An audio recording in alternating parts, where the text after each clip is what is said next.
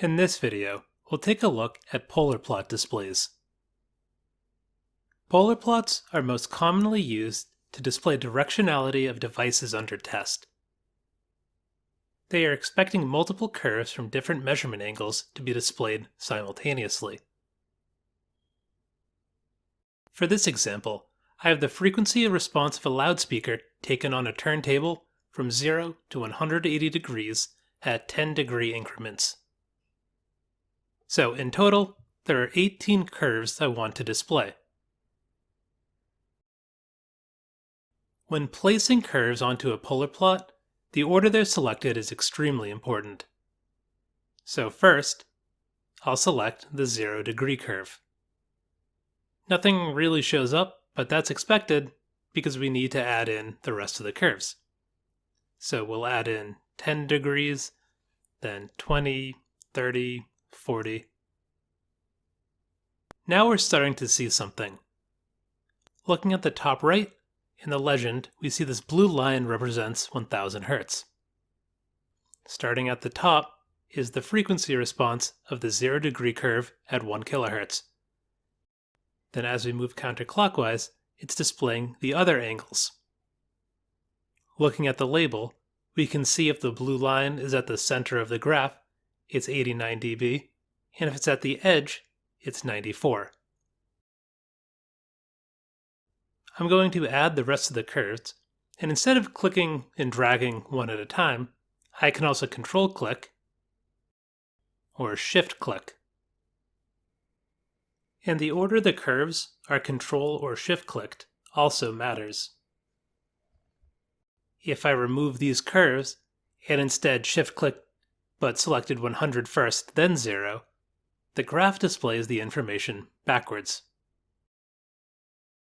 So now, in the right order, we're seeing the 1 kHz response from 0 to 180 degrees.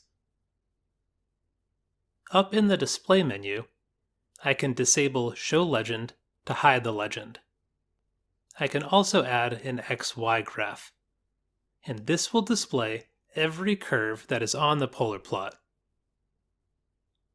The blue cursor reflects what is being plotted on the polar plot. Right now we're seeing 1 at 1000 Hz. There are some right-click options on the XY graph to change some of the settings, but we're going to concentrate on the polar plot in this video, so I'm just going to hide the XY graph for now. We can save the polar plot to either a JPEG or bitmap. And then in Preferences, we can change a lot of the settings for the polar plot. At the top, we can change the title of the graph. Underneath this, we can select how much of the polar plot is actually visible. If we aren't measuring a full 360 degrees, like in this example, we might want to change the visible section to only show where we have data. We can use the arrows or click directly on the picture.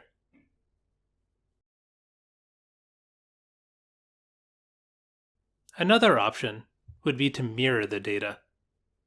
Instead of measuring 360 degrees, we could measure 180, enable the mirror checkbox, and it would simply mirror the measurement from 0 to 180, from 180 to 360.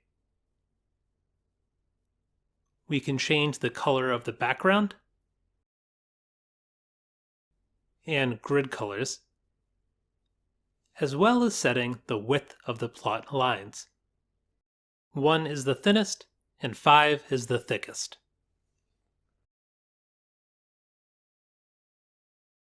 The angle section changes how the data is graphed.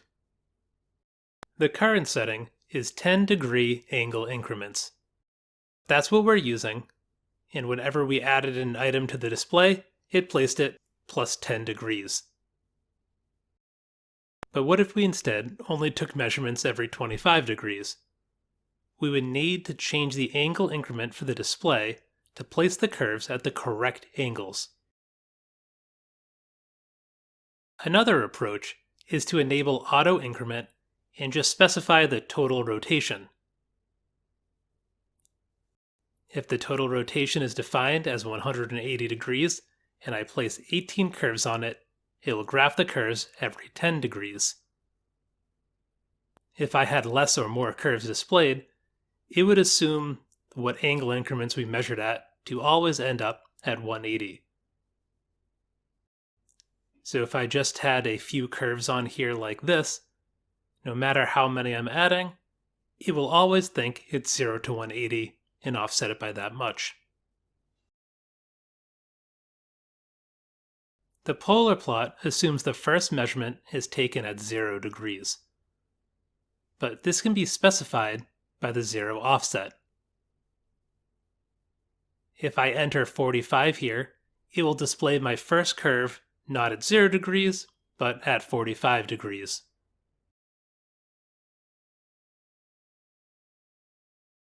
Scaling allows adjusting of the y value range, which is the center to the edge of the polar plot.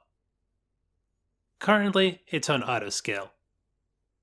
The lowest point being displayed is 80 dB, so that's what the center of the curve scales down to. The highest level is 94, so that's the value at the edge. Instead of automatic, manual can be set with a specified maximum and minimum point.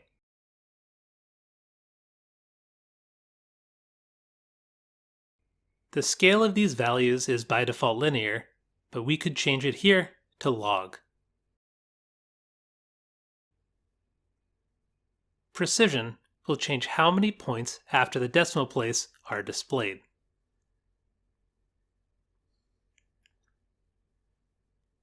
With manual scaling enabled, if a value is below the minimum displayed point, it will cross the plot to show that it's below it. For example, if I set my minimum to 85, there are actual points below 85, so instead of stopping at the center, it goes across to show that they're comparatively less than 85. Enabling clip to min will make the lowest displayed value the lowest value allowed on the graph. Right now, only 1 kHz is being displayed, but we could add in different cursors.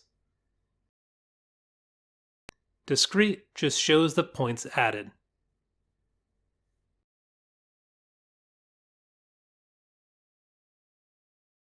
Once added, we can change their colors. We can delete anything that we don't want, or we can highlight in them to change the frequency.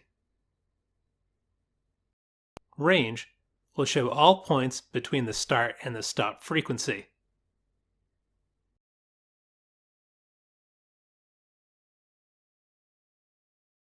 The graph is a little crowded here.